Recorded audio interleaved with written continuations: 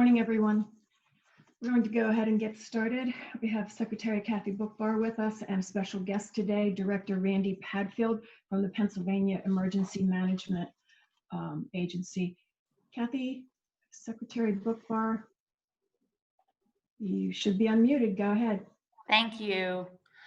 Hi, everybody, and welcome, Randy. Thank you for joining us, Director Padfield. So I'm very pleased that PEMA Director Randy Padfield will be participating with us today. PEMA is one of the most trusted election security partners that we have here at in the Commonwealth, and Director Padfield will be updating you a little bit later about our election preparedness efforts and collaborations, as well as the Election Day dashboard. Of course, I will start with the latest numbers, and afterwards we'll talk about various issues, and then Director Padfield will speak, and we'll be happy to take questions. So, voter registration. We are almost at the totals that I expect to see for this cycle, but I'm told that these are not the final certified numbers yet. But as of today, we have 9,081,933 registered voters in Pennsylvania. Of those, 4,228,962 are Democratic, 3,542,313 are Republican, 911,397 are independents, and 399,261 are other. Mail-in and absentee applications and ballots are rolling in at a record pace. So we are almost at 3.1 million applications, and as you know, the applications deadline closed yesterday. So we may hit 3.1 million. We're right now at 3,095,401 total applications approved statewide.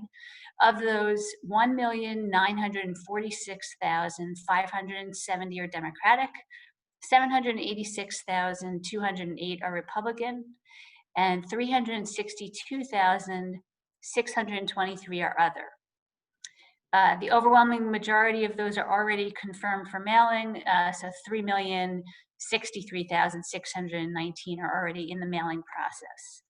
We are almost at 2 million ballots returned statewide, 1,978,482, or approximately 65% of the ballots have already not only been returned, but also entered into the system by the county. So we've actually received over 2 million at this point, and there's usually just a couple of days, a day or two lag time for some of the counties because there are so many ballots coming in. So of the nearly 2 million return ballots, 1,354,623 are Democratic, 426,431 are Republican, 197,428 are other. And just to give you context again, if we're way ahead in terms of the returns of the ballots, not to mention the applications, but the returns of the ballots were way ahead percentage-wise a week before the primary, then a week before the general, than we were a week before the primary. So at this point before the primary, about 50% of the ballots had been received, and we're already at 65%. So we received, before the primary, we received almost 700,000 ballots just in the last week alone. So, and again, that was almost half. So stay tuned. And again, for further historic context, just because I want everybody to understand the incredible feat that the county election directors are achieving here. In 2016, a total of 266,208 absentee ballots were cast in the entire Commonwealth of civilian absentees. So we went from 266,000, we already have nearly 2 million, and it's continuing to climb. So amazing job, as always, to our county election directors.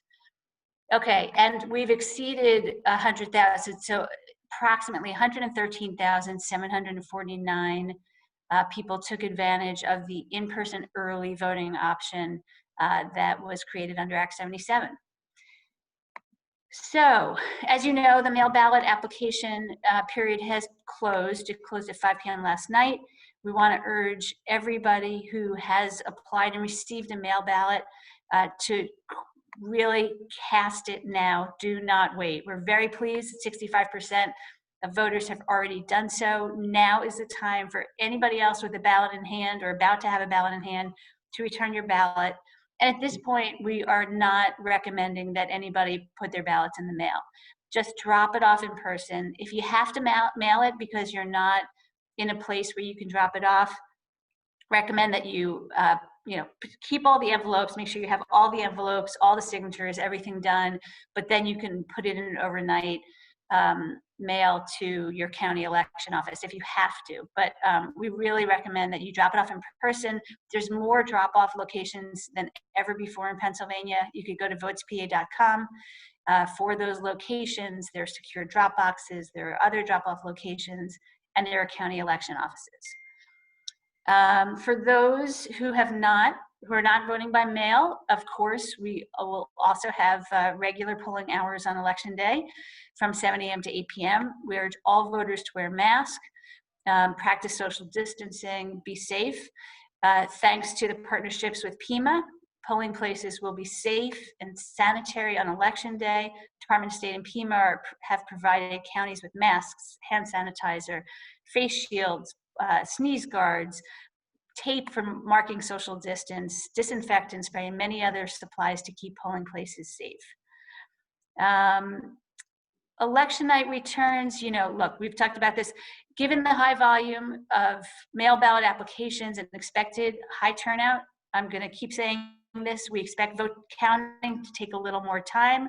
This is obviously simple math, right? You've got more ballots.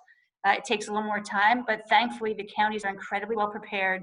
We're working closely with all 67 counties. And our first priority is to count every ballot accurately, and then every ballot accurately as quickly as humanly possible. The counties have staffed up, have gotten a ton of equipment, have best practices in place, are planning, effective timeframes, and even like the most amazing aspect. I mean, this really tells you what dedicated public servants they are. Many counties are planning on counting 24/7 until they get those ballots counted. So Department of State is going to be providing assistance and support across the board. We're also going to be providing you all, and we'll talk about this more throughout the week, but we're going to be providing the public and the press much more information so that you can not only see what's been counted, but also see what remains to be counted. And we'll be updating that information throughout the night, throughout the next day, however long it takes, to make sure that you can see not only how many in-person ballots have been counted, how many mail ballots have been counted, how many provisional ballots have been counted, but then what remains. So broken down by county. So we'll have more information on that as well. But I do expect that the overwhelming majority of ballots will be counted within several days. I want every Pennsylvanian to know that the dedication and integrity of election officials across the Commonwealth is simply unparalleled. And you should feel enormously confident in and proud of the accuracy and integrity of our election. And of course, I want every eligible Pennsylvanian to please exercise your right to vote, no matter how you vote. And now I'd love to introduce Director Padfield, again, one of our strongest and most effective partners in these efforts of election security. Thanks so much for joining us. Good morning, Secretary Boockvar. I hope everyone can hear me. It looks like I'm unmuted. So first of all, I'd like to say it's a pleasure to be here and actually to be able to be with you, to be able to talk about the collaborative efforts that we've had between the Department of State and the other state agencies.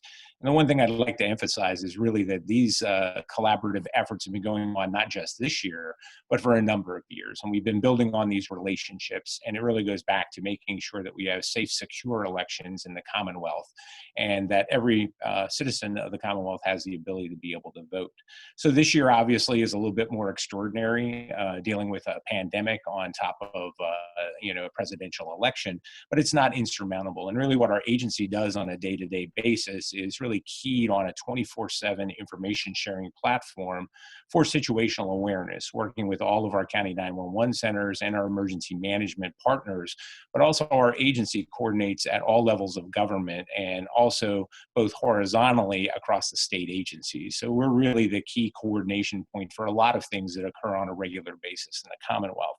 So really an extension of that is really working with the Department of State and really taking a look at election operations, which are a little different and the information needs are a little different. So over the last number of years, in fact, the last 2 years, we've worked to refine a dashboard concept. We use a number of dashboards to display relevant pieces of information in emergency management to be able to provide the relative information to the decision makers and allow them or provide them the ability to have decision support tools to be able to make the appropriate decisions at the appropriate times.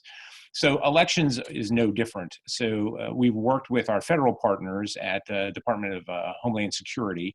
They have a platform that is called the Homeland Security Information Network. And over the last 2 years, we've refined a platform that provides a specific landing page essentially for elections.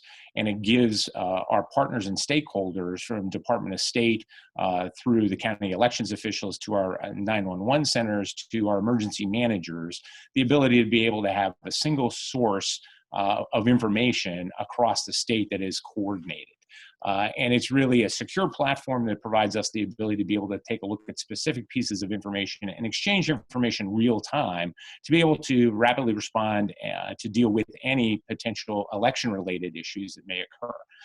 And we've used it in the past, and having the awareness of what is going on and having actually the connection points to the other state agencies from our perspective is really key as well. And it could be as simple as a power outage that was caused by a motor vehicle collision that affects a number of polling locations. And having that information real time and working with Department of State and the elections officials at the counties to be able to take a look at that and see if that's going to be a major impediment, and working with our Public Utility Commission to find out how long the outage potentially could last, we're able to develop a number of plans to be able to respond to that, to be able to make sure that the citizens that planned on voting at those polling locations have the ability to be able to do so. And we can correct those issues. So it's really evolved over the last 2 years, and it continues to evolve. This year, we're going to use that platform. Obviously, our federal partners will have access to that. But like I said, other stakeholders within the state that have a need to know that information, it's really going to be key. And it's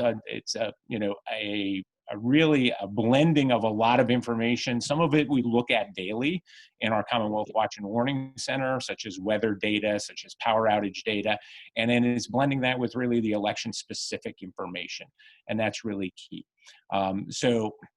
These relationships have continued to grow over time.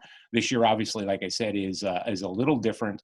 And as Secretary Boockvar alluded to, I think what's key is, we came together as a set of state agencies to really take a look at what do the county elections officials need, especially to be able to protect essentially the health of the folks that are going to polling locations that decide, if you're like me, I like to go to a polling location and vote. So I will be one of the folks that will be voting on election day at my local polling location. So it's really, an effort over the last number of months to identify what was needed from a personal protective equipment perspective, specifically non-medical personal protective equipment, but also hand sanitizer, sanitizing wipes, anything else that was needed to be able to support the polling location, so that if people are going to those polling locations, they feel safe to be able to do that. And so that they understand that there's really an entire system behind what is occurring throughout the state to be able to rapidly respond and share information and correct any issues that come up during election day, to be able to make sure that people, are able to be able to exercise their constitutional right to vote. So it's been a great collaborative effort across the agencies. We work with a number of other agencies on sharing this information, and we continue to refine that platform to be able to serve the citizens of the Commonwealth. And with that, I'll turn it back over to Kathy, and then I'm sure we'll take some questions. Yes, we're going to take some questions. I ask all of you, please, to limit yourself to one question per reporter. Also, if you indicated in your RSVP that you would like to be called on, your screen name needs to indicate who you are. So please keep that in mind. We're going to start with Jim Melwert from KYW News Radio, and then next up would be Mark Niquette, Bloomberg News. Go ahead, Jim Melwert. Okay, there we go. Sort of a two-pronged question, but hearing some voter services offices didn't turn anyone away and stayed open past 5 p.m., trying to get specifics on if applications were actually accepted or if they had some sort of workaround. But what would happen if applications were accepted after 5 p.m.? And then that kind of ties into the other part of this. Should the deadline be moved? I know larger counties like Montgomery County were pushing for an earlier deadline, but the governor felt that would restrict access to voting. But we're hearing from you that the Postal Service can't sort of a restricted access to voting. And should we move this going? Okay, so number of questions in that question. So the question, I'll start with the last question. The issue about moving back a deadline, you know, for the discussions that were leading up to the general election, you can't move back a deadline, you know, right before an election, as you might imagine, that people had, you know, in their homes, lots of information saying the deadline to apply for their absentee and mail-in information, you know, going back to, I don't know, I probably started getting, there's been record mail being delivered by third parties and parties and candidates in my mailbox. You know, it seemed like it started right after the primary, saying October 27th is the deadline. So, so if you're going to move back a deadline, you need to do so further in advance.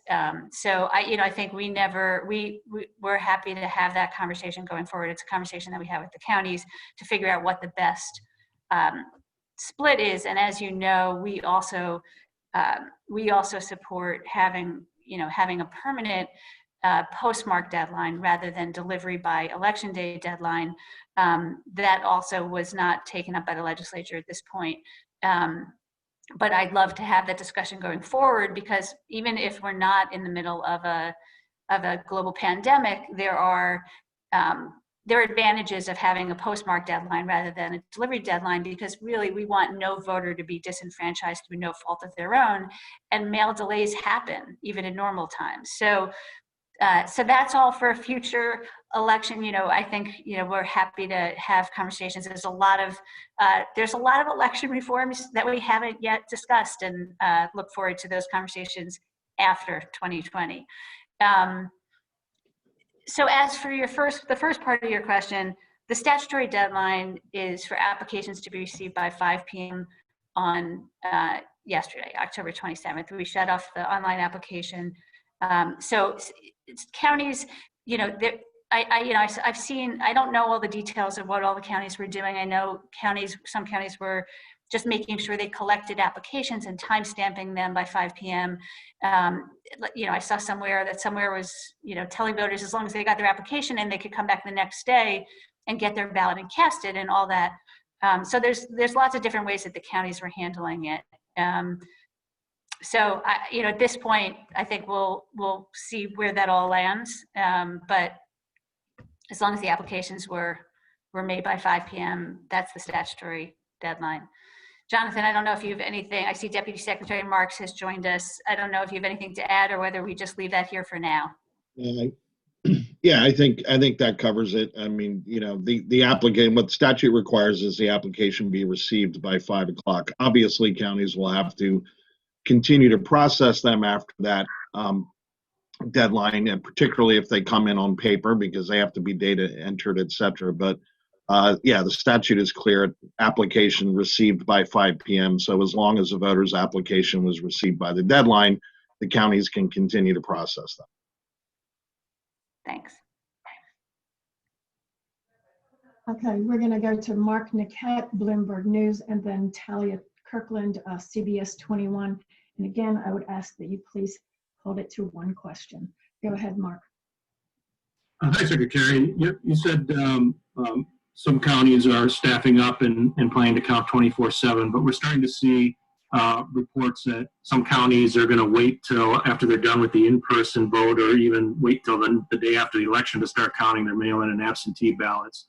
You know how many counties are planning to wait to count their mail-in votes? And are you going to issue any kind of direction to the counties about when they have to start counting? So the statute allows counties to have some flexibility in that regard. What I can tell, and we're gathering all that information. I don't have a hard number yet about how many counties. I think so far in my head I know of 2, but that doesn't mean that there aren't more that we're talking about starting afterwards. Look, I'm going to strongly urge every single county to start pre-canvassing the ballots on election day. If it's not 7 a.m. some point on election day, because it's going to take a while, and the sooner they start, the sooner they'll finish. I think the statute requires them to start by Friday. Is that right, Jonathan? That's correct, yes. Yeah, but I don't think any county, I hope that no county is planning to wait that long. I can't imagine any is, but we're going to be urging in every way possible that every county starts on Tuesday. There are some counties where it's many fewer ballots, right? So if it's Wednesday morning, it's honest, like for those counties, if they could get it done in a short period of time, it's not the same as a county with a lot of ballots. So it's why the statute contemplates that there are individualized county decisions that can be made. But I can tell you, and none of you are surprised to hear, that I will be very, very strongly urging every single county to start on Tuesday. Thank you. We'll go to Talia Kirkland from CBS 21 and then to Jonathan Y, Inquirer. Go ahead, Talia. Hi, Secretary. My question is, right now, mail-in ballots as well as the deadline has ended yesterday. However, we are in the middle of a pandemic. So what happens if between now and Tuesday, someone does test positive for COVID-19 and they are advised to quarantine? What would they do then? So there's an emergency absentee ballot provisions under the law.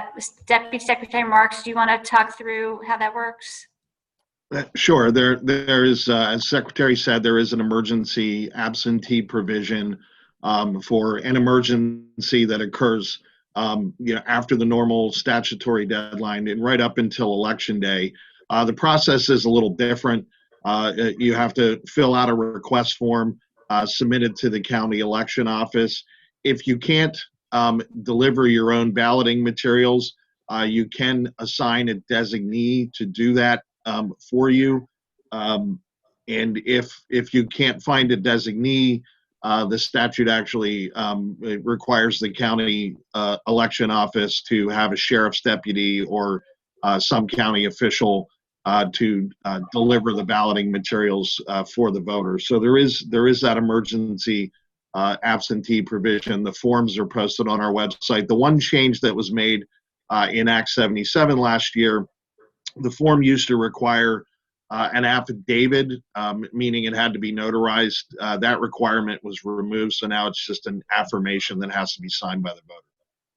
And I saw that Dan, our digital director, posted the link to the emergency absentee in the chat, so you can find the link there. Thanks, Jonathan. Thank you both. We'll go to Jonathan Lai from the Inquirer and then to Alex Hosenball, ABC News. Go ahead, Jonathan. Good morning. Morning. I'm curious what you're expecting in terms of waiting times and lines next Tuesday. Obviously, a lot of people voting by mail, but also a lot of people are going to be trying to use provisional ballots or surrender them. What are you expecting? Yeah, it's a great question, Jonathan. I think we're going to end up, it could be half the people or just under half the people that we would normally have turning out coming. So that's a huge volume decrease, but we also will have social distancing, which spreads out the space. So I think there's going to be, and as you mentioned, the provisional ballot thing. So I think there's going to be, I think what we may see is lines for provisional ballots, which is not something that you usually see. I think that the polling places, and it's one of the things I think, we want to talk to the counties about, is making sure that they have adequate space for provisional ballots filling out, which are usually a small number, we expect to be larger. And already the counties did see that in the primary. There were far higher provisional ballots in the primary than usually expected. So, and presidential years, provisional ballots are always higher than in other election years, but still, I completely agree with you. We're going to see higher numbers. So I think the more the polling places can, have more than one lines. I mean, a lot of this is queuing theories, and we've provided the counties with some different tools that they can use on that, and we'll continue to talk through it over the next 6 days. But I think ultimately the lines will move faster in that there'll be so many fewer people, but there's going to be different bottlenecks than there normally are, if that makes sense. So the way the polling places are set up is really important in managing that. Thank you, Secretary. We're going to go to Alex Hosenball, ABC News, and then to Lucy Perkins, WESA. Go ahead, Alex. Good morning, Secretary. So there's a lot of speculation, and it really is speculation at this point, in opinion columns that Supreme Court rulings could not only invalidate the ballots received after Election Day if there is delay in the post, but there's even speculation, along with the president's tweets, that the count could be stopped early. Do you have any contingency plans in place for that, so much as you would? And, how would you expect a situation like that to proceed? So let's just say that every contingency plan that could possibly be thought of is being worked on at this time. The president tweets a lot of things, and I urge you and everybody else not to assume that any of it is in any way, shape, or form accurate. But we are planning for every contingency possible, and that and obviously, you've seen also. I hate Twitter. I'll just say it. I'm sort of a reluctant part of Twitter, but there's so much noise. But at the same time, there's a lot of people who are actively counteracting those messages and making sure that there's accurate information out there. So the more we could be repeating that election results are never known on election night. This is not a new thing. There are, if it's a close race in any year, it takes time to count those ballots. But certified results are not due in Pennsylvania until 20 days after Election Day. This is not a new thing. There's never been a circumstance where official results were ever announced on election night or anywhere near that. And you'll see in states across the country, like whether it's 20 days or a different amount of time, no state has certified results on election night. So I really want to emphasize, we have to fight the disinformation out there. I don't care who it's coming from. We are going to continue to count every single ballot. We are not going to disenfranchise overseas and military voters whose ballots are not due until a week after Election Day. I don't think anybody wants to see that happen. So we will continue to count. The counties are going to continue to count. And I will do everything in my power to make sure that the citizens of the Commonwealth and the nation are the ones who choose the next president of the United States and every other candidate on the ballot. Okay, we'll go to Lucy Perkins from WESA, and next up will be Mark Scalfaro with the AP. Go ahead, Lucy. Good morning, Secretary. This is a question that Jonathan sort of touched on a bit earlier, but I'm hearing from a lot of voters who want to surrender their ballots on Election Day because they'd like to vote in person because they believe their in-person vote will be tallied more quickly. and thus like adding to the results more quickly. I'm hearing this from a lot of Democrats in particular. I've been advised by county officials that could actually slow down the process for poll workers at the end of the night when they're kind of, doing their cross checks of the total number of ballots spoiled and all that. What advice do you have for those voters who have requested a mail-in ballot and are considering surrendering it on election day? Thank you. Thank you. Look, I think what's most important here is that voters have these choices that we've never had before. And so I really urge, you could game this out any number of ways. You can try to guess where your margin of helping versus slowing is. I think there's too many factors. I urge every voter to do what works best for them. And if they live in the area and can fill out their ballot and drop it off in person, that's the, at this point, since they already have the ballot in hand, if they can do that, that's, a very easy way to do it. You hand it in, you're done. You don't have to worry about election day, the lines, the, surrendering, anything like that.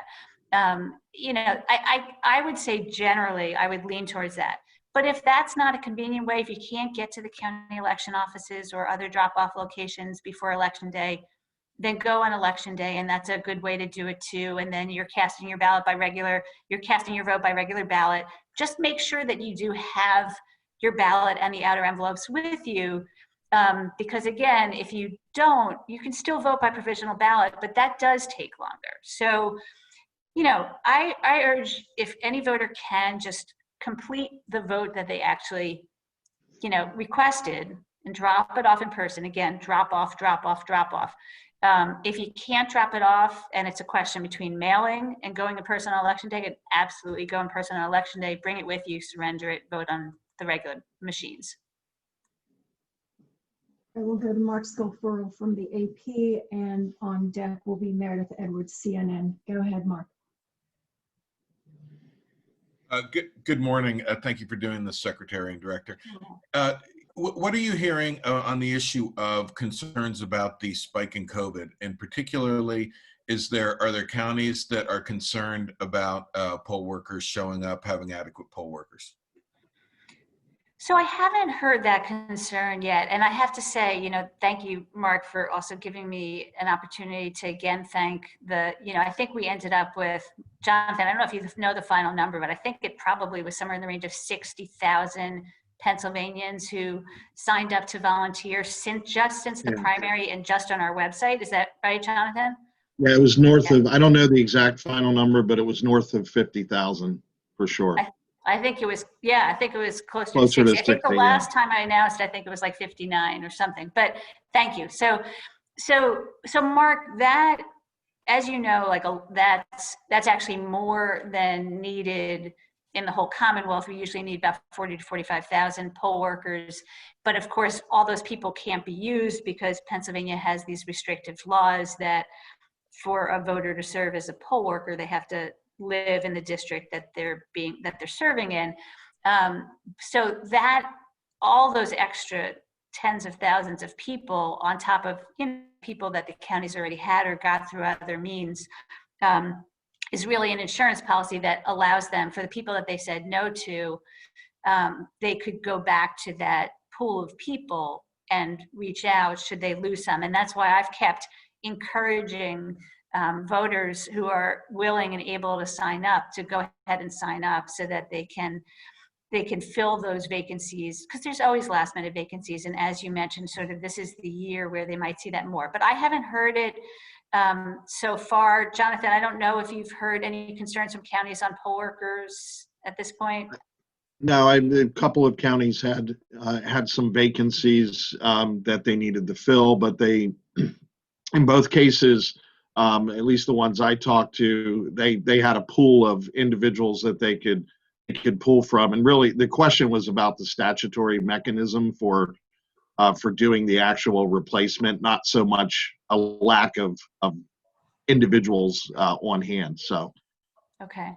And Randy, Director Padfield, I don't know if you have anything to add in the general sense, because the question was really about with the increase of COVID, are you hearing anything from the counties that you think touches, in terms of concerns with the increases, that touches on election planning? We are not right now. We have a lot of times daily communication with the counties, especially with everything that's going on. And we're not seeing any of those concerns right now. And it's really one of the prime reasons we made sure that we were able to work with, obviously, the Department of State to be able to get the personal protective equipment out, to be able to make sure the poll workers that are showing up that day feel safe to be able to operate in that environment and have, the pieces of equipment they really need to be able to make sure that they're in a safe environment and they're not going to obviously contract COVID as part of supporting the election operation. Thank you. Thank you, Director. We'll go with Meredith Edwards, CNN, and then to Samantha Rowland, York Daily Record. Go ahead, Meredith. Thank you. Can you hear me? Yes. Okay, thank you, Secretary. So I just wanted to know a couple things. What are your election night plans, and what access will media have, and what will be our availability to you and getting information timely? And then with all this civil unrest that's been happening these past. Well, did we lose you, Meredith?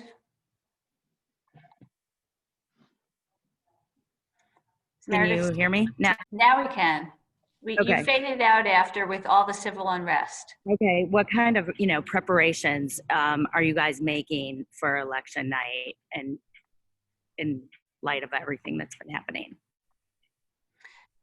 So on the first question, as I mentioned a little bit earlier, so we're going to have lots and lots of information available, both in terms of what ballots have already been counted, but also what remains to be counted. And that's going to be continuously updating. And we'll have a set schedule, so you'll know approximately how often you can expect that data to increase. Obviously, a lot of it depends on what we get from all of it depends on what we get from the counties. But we are going to keep updating. As I said, the counties, a lot of these, particularly the biggest counties, are planning to work 24/7 for some period of time until that the initial overwhelming majority of ballots are counted. And so we are going to be making sure we update. And obviously that will also include, Wanda, can jump in here, but I think I'm just going to be doing endless press conferences from now until whenever we're done. We're also going to be putting out regular statements, supplementing any other data that's already posted in these other formats. So I think right now we're set for the usual. We always have 9 p.m. and 11 p.m. Press conferences on election night. I think we're also set for press conference on Wednesday morning. I don't know whether there's going to be more in between those two. I'm looking around to see if I have any, I don't have a sofa, but I'm hoping, I could cobble together some comfortable place to lie down for some period of time. But we expect to be providing you continuous information. So Wanda, I don't know if you want to add anything on that question, or stay tuned. Yeah, as a matter of fact, the Secretary doesn't even know this yet, but breaking news, we will be scheduling another one of these media calls for Monday morning, and some form of press conference Tuesday morning as the in-person voting kicks off. After that, we will, we'll do whatever's necessary to keep people informed. Thanks. So, yeah. And then to the other question, which was really about staying in touch and the civil unrest. I'm gonna, Randy, do you want to talk some about our collaborative efforts and also the county? You talked about the vertical and the horizontal, but talk some specifically. We've got the, obviously we had the terrible police shooting in Philadelphia, which has set off, some unfortunate more civil unrest. I don't know, Randy, if you want to talk some about that and what we're all doing to make sure that the counties and us are prepared. Sure, I'd be happy to, Secretary Boockvar. So civil unrest is not something that is new to us when it comes to elections. So we've been looking at this, and actually in the state, it's actually a reportable requirement to us 24/7. And obviously with the election and with this year, we want to make sure that we have the ability to be able to respond to that. The best solutions to those types of situations really lie at the local level. So we spend a significant amount of time working with our county partners to be able to make sure, number one, they're well coordinated in what their response would be, because they really have jurisdiction over those situations. We've coordinated with PSP and Pennsylvania State Police as one of the agencies, that we collaborate with Department of State and some of the other state agencies on a regular basis, because the Pennsylvania State Police has responsibility for polling locations that lie within their primary jurisdiction for state police. So really making sure that there is a mechanism in place to be able to deal with that. We know that we've reached out to a lot of the counties. They've had this well planned. They have good connections to their local law enforcement on how they're going to deal with this. But it's also providing information, and that's one of the key components of the dashboard, that if something does happen, we get to see it really at the same time. So we can start to really take a look at it, and if it's something that we need to act on, it really shortens our reaction time. And we're going to brief the counties, on obviously what the critical information requirements are, when to report incidents to us, and also for them to understand that there is a mechanism for them to be able to access state resources if needed, to be able to respond to civil unrest that would exceed their jurisdictional capability. We know that a lot of law enforcement agencies, a lot of counties have robust mutual aid agreements that they execute on a regular basis to be able to provide law enforcement and other types of support services. And they'll use those agreements first. And also potentially neighboring counties and agreements in what we call our regional task forces. But as long as we have awareness of that, we can take a look at what the state resources are that we would bring to bear on that if an incident would rise to that level of concern. But the key is really that information sharing and exchange, so that we're seeing at the same time that the county is, understanding what's occurring. So we really can start to take a look at if there is that support that is needed. It really decreases our reaction time to be able to provide that support. Thank you. Director Padfield. We'll go to Samantha Ruland, York Daily Record, and then we will wrap up with Jan Murphy from Penn Live. Go ahead, Samantha. Thank you. My question was just in regards to how you talked about how many people have already, voted with early voting. Have there been any issues that have come up from poll workers who are working, and what have those issues been so far? And is there anything kind of that you're able to look at now that you're able or need to change ahead of Tuesday? What kinds of issues? Poll workers? Just have poll workers noticed any issues with early voting? And is there something that you guys have had to address? So poll workers don't actually have a role with early voting in Pennsylvania, because early voting in Pennsylvania is all by mail or absentee ballot. So it's the county election officials and their staff, authorized staff. So basically, like, the satellite offices are filled with county election office staff who really just process. So they basically, hand somebody an application, the voter fills it out, the voter's eligibility and qualifications are checked, and then the ballot is provided to the voter, who fills it out, puts it in all the envelopes, and hands it back in. So it's all done by county election office staff, not by poll workers. So there's been overwhelmingly very, very positive responses, like in every county that's been doing this actively. I keep getting, emails and texts and social media messages from people with their, I voted stickers, having just gone to their county election offices and doing this. So, and people keep saying, the staff has been incredibly helpful, and, telling them about the naked ballots and, all that stuff. So the overwhelming response has been very positive. I haven't heard, I think from the county point of view, I know that there are some counties who had more volume than they expected, which makes sense that, you know, people are taking advantage of this option. And actually, you know, most counties had some form of this before Act 77, but it was just for absentee voters. So if you know, like Bucks County, and I think the majority of counties across the state, it was sort of like it wasn't mandated, it was optional, and the counties would allow you to come in and do that whole thing in person and cast your ballot, and it was always like the best kept secret. And then Act 77 mandated it for all voters for mail-in, now that all voters can vote by mail. So I think now there'll be, for the counties that ended up with more volume than they expected, I think, you know, they'll know for future that that's likely to continue, although of course having the global pandemic happening at the same time, you know, had a role in this as well. So I think that's really the only real issue that I've heard. And I just want to say, if you haven't seen the videos that are out there of, you know, people dancing in the streets while maintaining social distance, waiting to cast their early votes, they're really, really, you know, fun and, you know, heartwarming, and just love to see the energy that people have this year to get out and vote no matter what it takes. Thank you, Secretary. We're going to wrap things up with Jan Murphy from Penn Live. Go ahead, Jan. Hi, Secretary.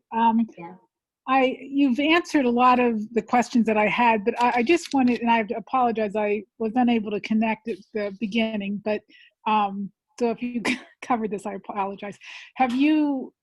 Is there any issue with polling places? Are all of them nailed down? I mean, with these outbreaks that are happening, are they causing any poll locations to say, okay, no, we're not going to do it? If you could just answer that, that'd be appreciated. Sure, and I'm going to kick this over to Deputy Secretary Marks. We sort of got a related question, Jan, but I don't think we actually answered it with regard to polling places. We talked about it with regard to poll workers. So Jonathan, I haven't heard about problems with polling places. Have you?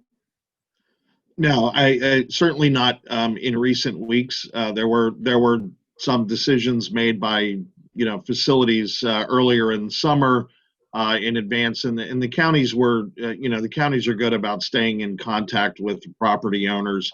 I have not heard in recent weeks any sort of last minute locations bailing out. I haven't heard any information from any county about that.